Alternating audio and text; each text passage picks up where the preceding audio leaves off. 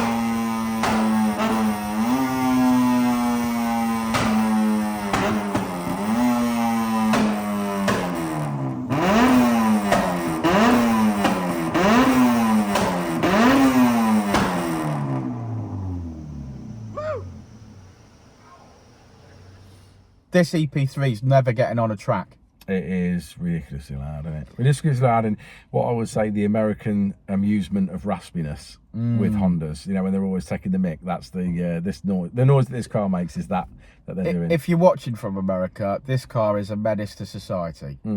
It's very loud. It's very loud. I must admit, I am at the moment. I bought an Ep3 to do a bit of work on it and sell it on, and that has got a very similar loud raspy exhaust to this, and it's got a single exit.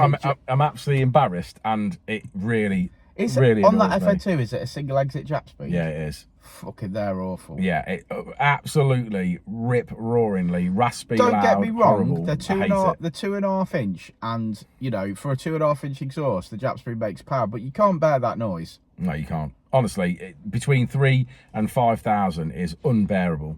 Yeah, so don't do that to yourself. Yeah. Don't buy a single exit Japspeed exhaust system, unless you love raspy Honda exhaust, which I'm sure some of you do. So obviously we're a couple of old boys now. Yeah. We've had loud Hondas making flames. I don't mind loud.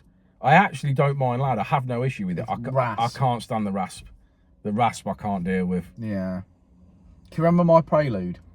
That was stupid. I've had a few like that over the years. Have been really raspy. My last EP3 was too loud as well. I did the Tegiwa 70mm on my EP3, and whilst that has still got some good noise to it, it has no rasp or drone to it. Yeah, it's beautiful. A really good noise.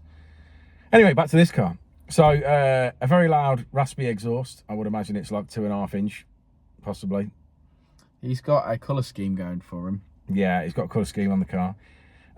We've got a Skunk2 Ultra Series Manifold. We've got a sort of like a, I would say a custom induction kit. It's a silicon hose with a big filter on the end of it. Obviously perfectly good enough. It's made power today, so I can't see that as obviously being a problem. I assume it's got a 4-to-1 Decat manifold on it, which I assume it's got.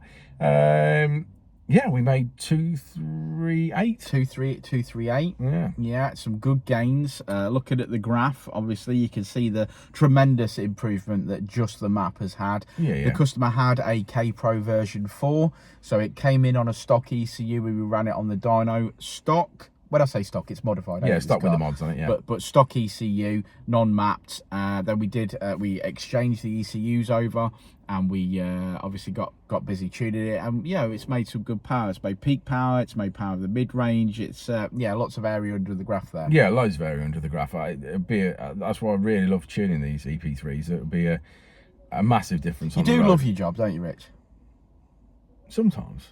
No, I enjoy the tuning. I enjoy the tuning. So I'm just getting old now. We're having a massive, it's probably a 10 or 15 minute conversation. Yeah, we've been actually sat in this car for 20 minutes because we were going to start this video and then we just like put the world to rights. Yeah, had a moan, I suppose. Two moaning old men. We talk about politics, life, age, my knees, all sorts. Yeah, I think we're both, indigestion. We're both approaching 45 and I think we're. I'm approaching it a little bit quicker. Yeah, we just think that we're. I don't know. I think you think you're still 2025, don't you? In your head and your body. Oh yeah. Your body's not catching up. My brain never matured past 17.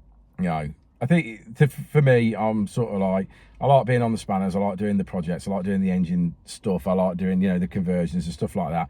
But the reality of it is, for me, it's a young man's game, innit? And I need to come away from it and do more and this do more mapping. This is what you love. Yeah, do you more. You love tuning. It's such a great, it's such a rewarding job having a customer come in with a car that needs a map and then you map it and he goes away and he absolutely loves it. The amount of times people text me literally on the way home saying this is fantastic. Yeah, really, That's really good. Such a good positive feeling. And you know, like we've always said with the paint shop, when Uncle Keith's painting something, for example, a Milano red, pink, faded, lacquer peeled FN2 goes into the paint shop and it comes out looking better than brand new.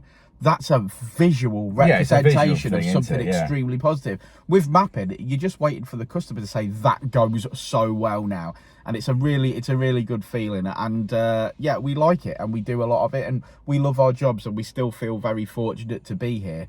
I'm actually feeling very fortunate to be here, just both mentally and physically, because I am fast approaching 45, and since you've said that now this morning, I'm a little bit worried about the grey in my beard. Well, that unfortunately for charity, at some point, I might dye my beard jet black. That'd be amazing. Do you reckon? Do a Matt Armstrong. Why has he dyed his? He's ginger, isn't he? So he dyes his hair and his beard. Oh, you ginger, Matt? I didn't know that. He is ginger. Because if you look at his eyelashes, he even does his eyebrows. He does them black. Is that why he's doing so well on YouTube? Because he has no soul? I don't know. But if we don't talk about people that dye beards and hair and stuff, then Matt Armstrong's a classic example of it. Well, I've got the ginger gene, and it's in my beard, and I believe the ginger part of my beard has now gone grey. I think what we'll do is we'll just put you in the paint shop, mask your face up, and then we'll just spray some black on your beard and on your hair and everything for a laugh. That's got to be worth some charity money. It definitely has to be, yeah. Well, I think we pick a charity. It'd be more funny than dyeing it. It'd have to be for men's mental health or prostate cancer or something, but we definitely do some charity work with Dan's beard. Anyway, let's have a look at this graph. So there she is. Say it with me, lads. Red line is as she came in. Blue line is as she leaves. Power in the mid-range.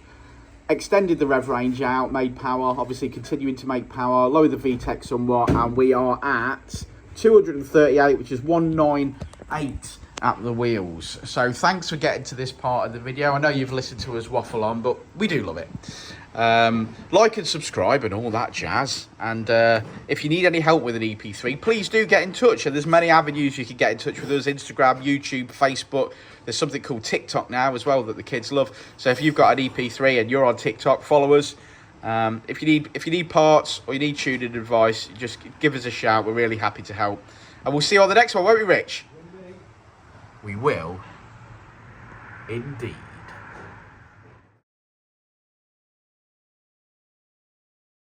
Before and I'll say it again. Life moves pretty fast.